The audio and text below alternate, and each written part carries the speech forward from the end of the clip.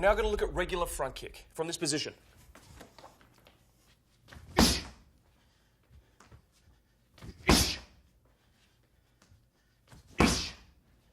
this is a kick that can be delivered from a passive stance, left or right leg, from a fighting stance, from the forward leg or the back leg.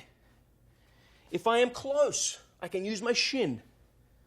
If I am at medium range, I can use the top of my foot or the ball of the foot.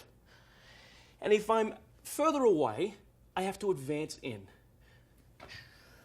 using the top or the ball of the foot. For now, we're going to work from a medium range.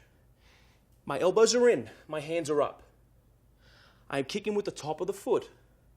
I point my knee to the target, I lean back, and at the end there's a slight snapping motion.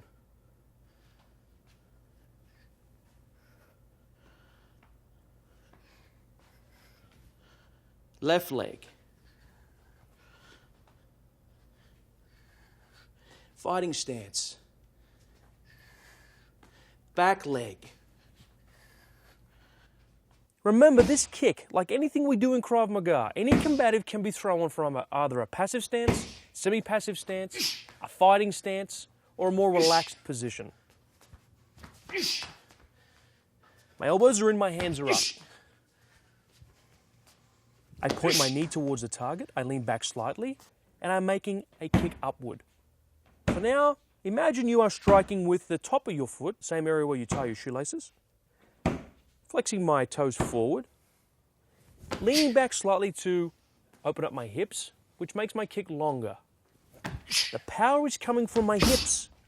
I am driving up with my hips, thrusting forward and up.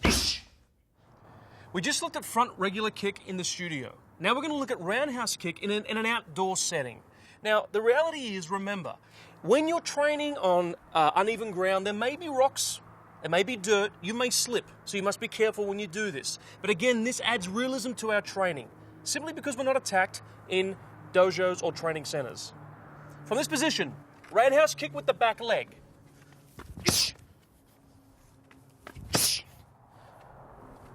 This is very similar to a front kick. My front kick is on a vertical plane. My roundhouse kick can be diagonal or it can be on a horizontal plane. The area that I'm striking with is either the shin, the ball of the foot, or the top of the foot, the same area where you tie your shoelaces. It can be delivered from the back leg. It can be delivered from the forward leg. For demonstration purposes now, we're going to look at attacking with the back leg. From this position, I am making now more of a diagonal roundhouse kick. My hands are up, my elbows are in. I get power from my hips. I am sending my foot from the ground, pushing off the ball of the foot, and I am driving through the target. From this position here, I push off on my back leg, and at the end of my kick, there is a small snapping motion, but I am driving through the target. If I land forward in my kick, this is important. If I land forward, I must be continuing with other counterattacks. Again, diagonal kick. Hands are up, elbows are in. I push off through the ball of the foot. I go through the target.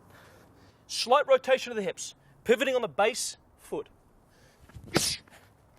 Continue with attacks.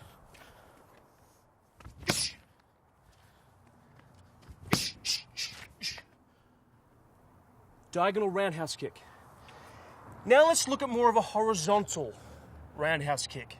With this particular kick, it is possible to kick with the shin. There is more rotation now in my hips. I am pivoting more on the base foot. From this position here,